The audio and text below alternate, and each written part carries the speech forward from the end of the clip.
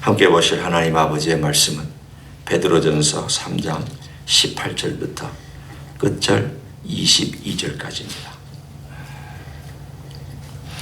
신약성경 380쪽 베드로전서 3장 18절의 말씀입니다.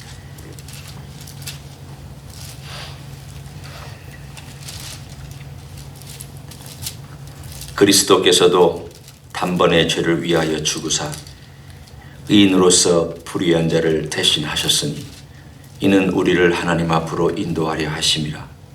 육체로는 죽임을 당하시고 영으로는 살리심을 받으셨으니 그가 또한 영으로 가서 옥에 있는 영들에게 선포하시니라. 그들은 전에 노아의 날 방주를 준비할 동안 하나님이 오래 참고 기다리실 때에 복종하지 아니하던 자들이라. 방주에서 물로 말미암아 구원을 얻은 자가 몇 명뿐이니 겨우 8명이라. 물은 예수 그리스도께서 부활하심으로 말미암아 이제 너희를 구원하는 편이 곧 세례라. 이는 육체의 더러운 것을 제하여 버림이 아니요 하나님을 향한 선한 양심의 강군이라. 그는 하늘에 오르사 하나님 우편에 계시니 천사들과 권세들과 능력들이 그에게 복종하느니라. 아멘. 예수님께서 금요일 날 한 5시쯤 무덤에 들어가셨고 토요일 그리고 주일 아침까지 햇수로 날수로 따지면 3일, 정확한 시간으로 따지면 사실은 3일 전체 시간은 되지 않습니다. 한 36시간 정도. 그 시간 동안에 주님의 육체는 무덤에 있었고 주님의 영은 어디 있었느냐? 이것이 사실은 전혀 우리가 알지 못하는 수수께끼 같은 질문입니다. 분명히 예수님께서는 부활하신 다음 아버지께로 올라가셨다고 나와 있습니다. 부활하신 다음 내가 아버지께 가지 못했다라고 그 막달라 마리아에게 얘기를 한 걸 보면 주님은 영으로 하늘에 올라가신 것이 아닌 것을 알 수가 있습니다. 사실은 이 본문은 굉장히 우리에게 숙제를 안겨주는 본문입니다. 여러분뿐만이 아니라 저도 이 본문은 해석하기 쉽지 않고 학자들도 이 본문 가지고 서로 중구난방 서로의 의견이 조금씩 다릅니다.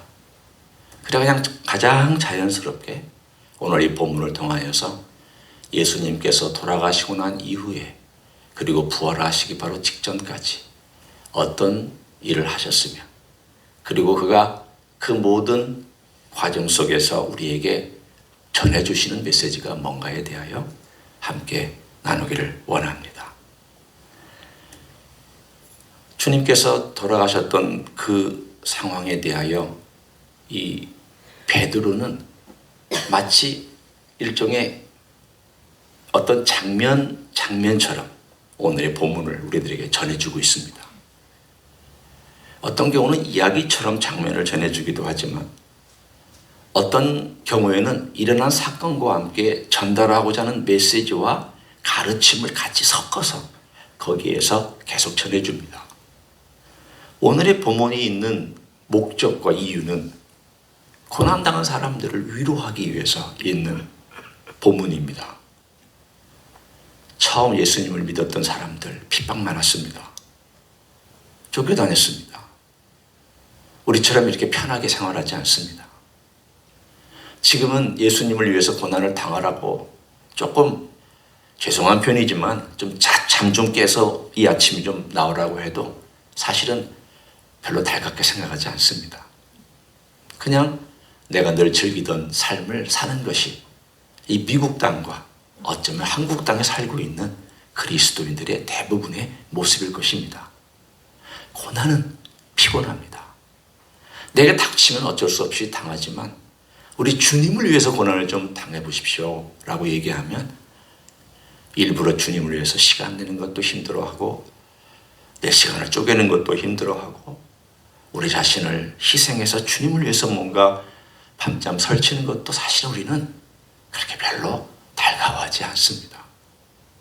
그러나 정말 고난이라는 것이 우리의 삶 가운데서 왜 필요한가에 대하여, 그리고 그 고난 때문에 어떤 유익이 있는가에 대하여 이 베드로 전서는 계속 우리들에게 메시지를 전달해 주고 있습니다.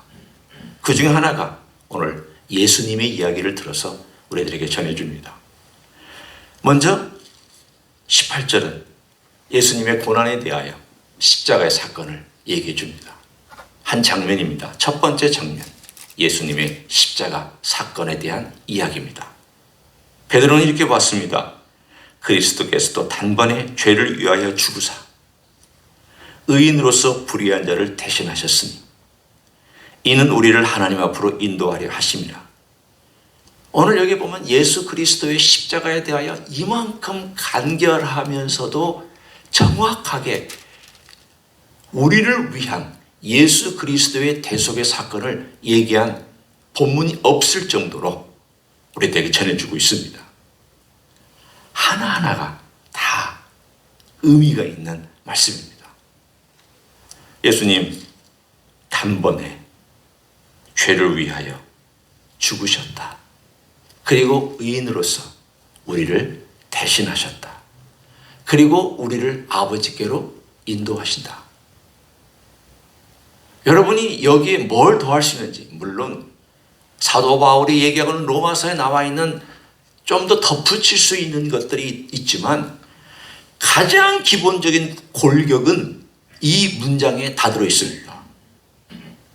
예수님께서 우리를 위하여 돌아가셨다. 돌아가시지 않아도 될 분이 돌아가셨다. 그리고 이분의 돌아가신 것은 죄 때문에 돌아가셨다. 그리고 이것은 대신하신 것이다. 그리고 그 목적은 우리를 아버지께로 인도하시기 위함이다. 따라서 이 인도하여 가는 과정 가운데서 우리가 당해야 될 대신 주님께서 고난을 당하였다면 너희들이 주님을 위해서 고난을 당하는 것은 주님이 당한 고난이 이만큼이면 너희들이 당하는 고난은 이만큼밖에 안 되는 것이다.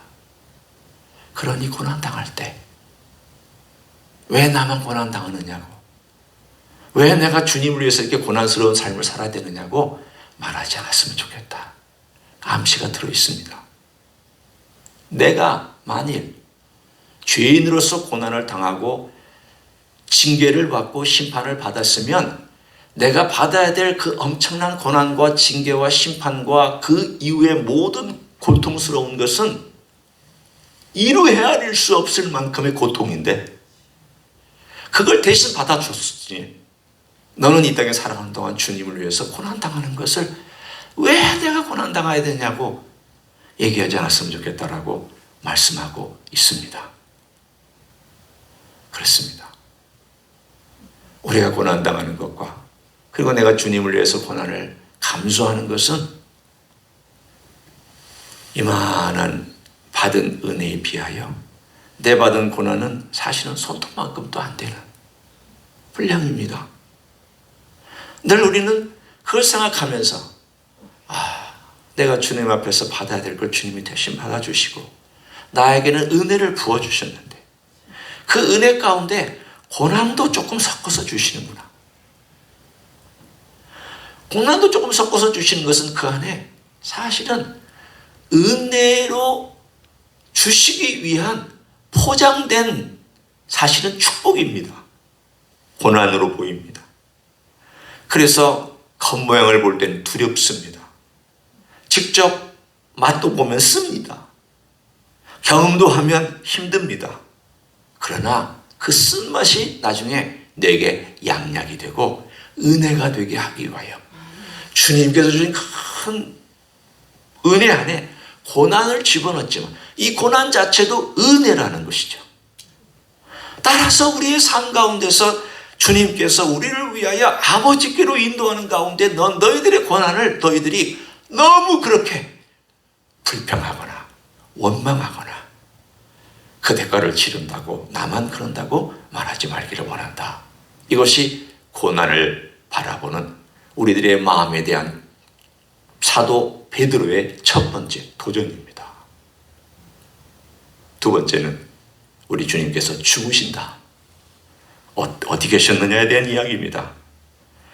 그 다음 18절 마지막에 보면 이렇게 나옵니다. 육체로는 죽임을 당하시고 영으로는 살리심을 받으셨으니 그가 또한 영으로 가서 옥에 있는 영들에게 선포하시니라. 오늘 여기 보면 육체로는 죽임을 당하셨다 라는 말과 영으로는 살리심을 받으셨다. 여기서 살리심을 받으셨다라는 것은 우리말로는 부활을 의미하는 건가? 라고 생각하지만 부활이 아닙니다. 여기서 이 살리심이라는 이 단어는 자유롭게 됐다는 뜻입니다. 다른 말로 얘기하면 그가 육체로는 죽임을 당하시고 마지막에 내 영혼을 아버지께 부탁하나이다 라고 했을 때 그가 이 고통스러운 육체와 사실은 갑갑한 육체, 인간의 몸은 답답합니다. 고통스럽습니다. 아픕니다. 상처받습니다. 찔리면 피가 나옵니다. 십자가에 매달린 예수님은 더더군다나 얼마나 고통스러운지 그 답답함에서 이를 헤아릴 수가 없었습니다. 말을 편히 안 됩니다. 제가 어찌합니까? 여러분이 어찌합니까? 그러나 그 십자가에서 죽으셨을 때 그 영혼이 자유하게 되었습니다. 그 영이 좀 이런 표현은 이상하지만 풀려났습니다. 그래서 예수님의 육체와 예수님의 영은 분리됐습니다. 육체는 무덤에 들어가고 그 영은 분리된 다음 오늘 본문에 그가 어디에 가셨느냐에 대하여 19절은 이렇게 말씀합니다. 그가 또한 영으로 가서, 영으로 어디를 가셨느냐 하면 옥에 있는 영들에게 선포하셨다라고 되어 있습니다. 오늘 여기 옥은 우리가 그냥 일반적으로 지옥이라고 이해하시면 됩니다. 그리고 여기 있는 영들은 둘 중에 하나입니다. 죽어서 지옥에 간 영이든지 아니면 타락한 천사들 존재를 의미하든지, 여기 영들은 둘 다에 다 쓰일 수 있는 단어이기 때문입니다. 한 가지, 만약 베드로가 이 개념을 가지고 계속 베드로 전서, 베드로 후서를 썼다면 베드로 후서 2장 4절에 보면 이런 표현이 등장합니다. 하나님이 범죄한 천사들을 용서하지 아니하시고 지옥에 던져 어두운 구덩이에 두어 심판 때까지 지키게 하셨으며, 여기 보면 범죄한 천사들을 지옥에 그 가운데서도 어두운 구덩이에 던져 심판 때까지 묶어놓고 나오지 못하게 만드셨다라고 되어 있습니다. 이 어둠의 영들은 사탄은 아닙니다. 사탄은 지금 활동하고 있기 때문입니다. 아마도 이 영들은 노아의 시대에 힘이 세고 가장 악하고 가장 극렬하게 하나님께 대항하였던 그런 타락한 천사들의 무리를 의미하는 것 같습니다. 오늘 하나님께서, 주님께서 그들에게 가서 오늘 선포하셨습니다.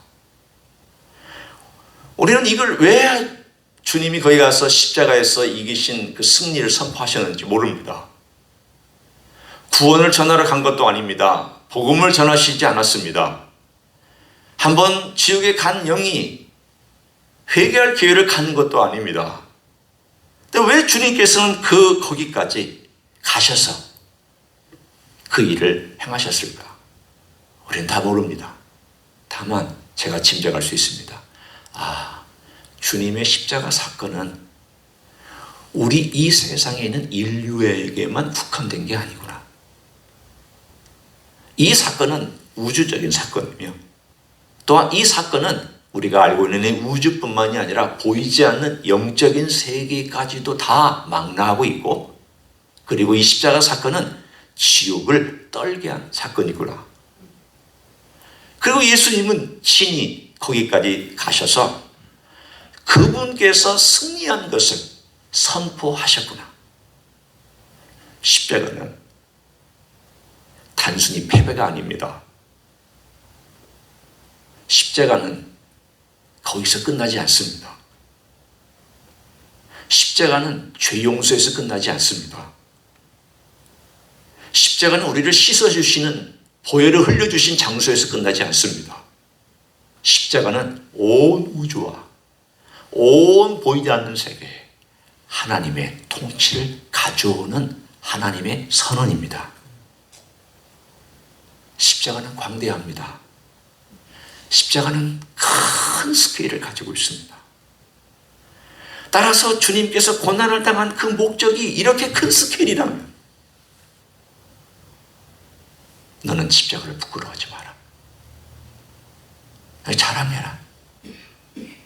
단순히 이 세상에 있는 죄 문제만을 해결한 것이 아니라 그분은 저 깊은 옥에 가서 악한 가운데 인간을 타락시키고 지금도 이를 갈면서 있는 그 영웅들에게 대하여서도 주님은 그 십자가가 얼마나 반대의 방향으로 섬기고 피 흘리고 또 죽고 죽임당하고 한 그 모든 것들이 그들이 한 행위하고는 완전 딴판이며 완전 반대지만 이것이 진짜였다고. 이게 진짜 승리라고. 지배하려는 것이 진짜가 아니라, 누리려고 하는 것이 진짜가 아니라, 이용하고 내 권세를 부리려고 하는 것이 진짜가 아니라 섬기고 사랑하고 피 흘리고 죽고 희생한 이것이 진짜라고. 주님은 온 우주와 보이지 않는 영적인 세계에도 선포하셨습니다. 이게 진짜입니다. 우리 기독교는 지배하지 않습니다. 남을 이용하지 않습니다. 나를 위해서 남을 희생시키지 않습니다.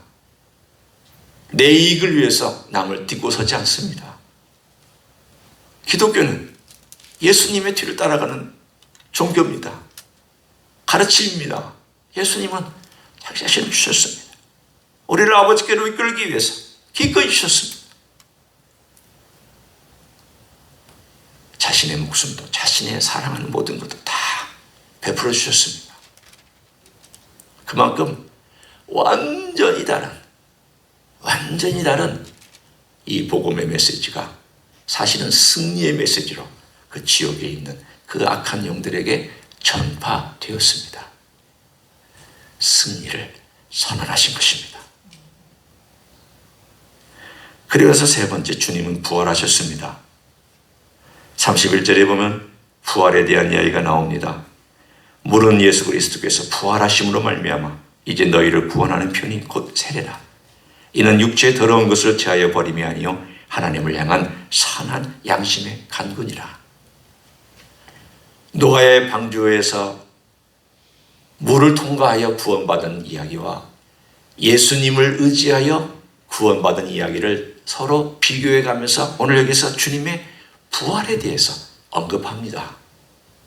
부활은 주님께서 드디어 우리가 앞으로 가질 영원한 부활의 몸을 그분이 먼저 가지셨고, 이제 먼저 가지신 그 몸을 가지고 우리를 하나님의 백성으로 만들어 가시며 언젠가 그 일을 이루실 날을 향하여 주님 먼저 부활하셨고 그리고 아버지께로 올라가셨다라고 말씀합니다.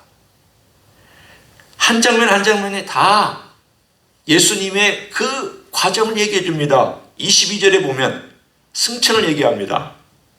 그는 하늘에 오르사 하나님 우편에 계시니 천사들과 권세들과 능력들이 그에게 복종하느니라. 예수님의 승천입니다. 부활하고 승천하신 다음 이제는 그분의 그 사랑의 권위와 그분의 하나님의 권위와 이제는 어떻게 반항할 수 없는 그 모든 것에 대하여 주님 앞에 복종할 수밖에 없습니다. 여러분이 어떤 권위에 제일 마음 깊숙이 복종하십니까? 무서운 권위에 복종하십니까? 두려운 권위에 복종하십니까? 예, 그럴 때도 있습니다. 그러나 제일 우리 마음에 감동과 그리고 내 마음속에서 우러나서 정말 그분 앞에 내 마음을 조아리고 내 몸을 조아리고 그분 앞에 엎드리고 싶은 때는 그분의 사랑의 권위에 내가 마음이 깨지고 굴복할 때 그분 앞에 엎드립니다. 이제는 더 이상 피할 데가 없기 때문입니다. 그분의 사랑 때문에 내가 어떻게 그분 앞에 얼굴을 들지 못하니까, 그분의 그 엄청난 권위가 또 사랑으로 그리고 나를 위한 희생으로 드러났기 때문에 어떻게 이런 분이 이런 일을 하실 수가 있고, 이분이 어떻게 여기까지 오셔서 나 같은 죄인을 위하여 이렇게 보혈을 흘려주시고, 그리고 그 모든 것들을 온 우주를 회복하고 온 보이지 않는 세계 하나님의 통치와 평화와 하나님의 사랑과 그 빛을 전하기 위해서 그분이 피 흘리셨느냐. 그 모든 것들이 완전히 우주적인 드라마처럼, 전 영예의 드라마처럼 우리들에게 펼쳐지고 있습니다. 우리는 오늘 그 토요일을 경험하고 있습니다. 무덤 속에 계신 예수님, 육체는 거기 계셨지만 이제 조금 있으면 영옥에 갔다가 다시 하나가 된 예수님의 영과 육체가 부활하시는 날이 다가옵니다. 우리 주님이 승리하신 그날, 이미 주님은 십자가의 승리를 선언하셨고 옥에 가서도 승리를 선언하셨지만, 그런 주님을 우리가 주님으로 모시고 있기 때문에 결론은 한 가지입니다. 두려워하지 말라. 이 세상을 두려워하지 말라. 악한 영들에 대하여서도 두려워하지 말라. 고난 속에서도 두려워하지 말라. 너를 핍박하는 모든 환경 속에서도 두려워하지 말라. 염려하지 말라. 불안해하지 말라. 왜냐? 주님이 어떤 분인가를 베드로는 쫙 하고 펼쳐 보여주시면, 이런 주님을 네가 믿고 따르기 때문이다. 이런 주님이 우리 주님이신 줄로 믿습니다. 오늘 하루도 그런 주님을 묵상하시며 승리하는 여러분 되시기를 예수님의 이름으로 간절히 축원합니다. 기도하시겠습니다. 동성으로 기도합니다.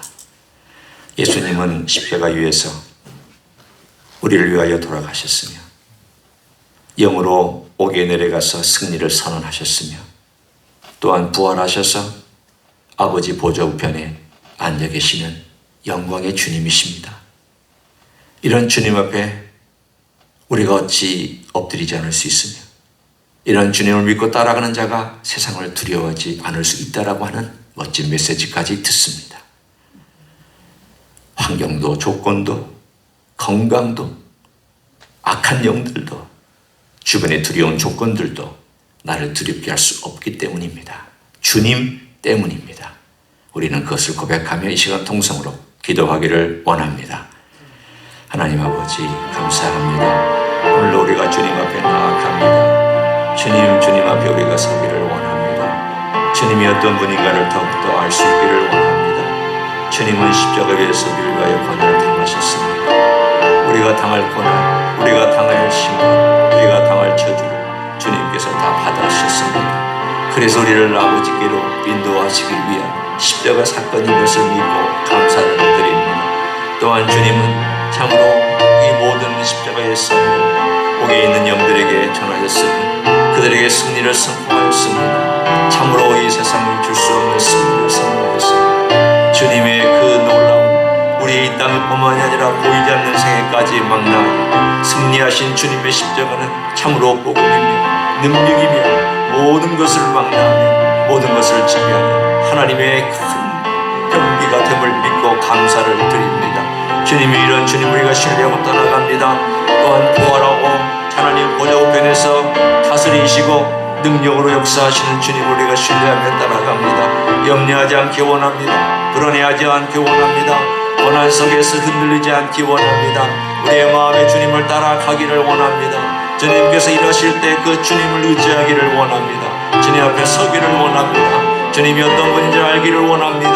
더욱더 깊이 주님을 의지하며 주님 앞에 나아갈 수 있도록 주님 도와주시옵소서. 그런 삶으로 인도하여 주옵소서. 주님 저희 연약함을 아시오니 저희의 불안함을 아시오니 저희의 두려워하는 마음을 아시오니 주여 우리를 공감하시고 우리를 도우시고 아버지께로 인도해주시는 주님의 놀라우신 은혜와 자비와 긍휼로 오늘도 묵상하며 살아가게 하여 주옵소서. 그 은혜 가운데 걷게 하여 주옵소서. 주시옵소서. 자비를 베풀어 주시옵소서.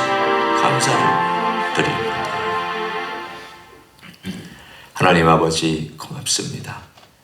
이 땅의 아들 되신 예수님을 보내주셔서 우리를 위하여 십자가를 지시고 내가 져야 될 십자가, 내가 담당해야 될 죄가와 내가 가야 했던 지옥과 내가 받아야 했던 저주를 우리 주님께서 대신 받으셨다고 말씀해 주시고 이것이 내게 적용되게 해주시니 감사합니다.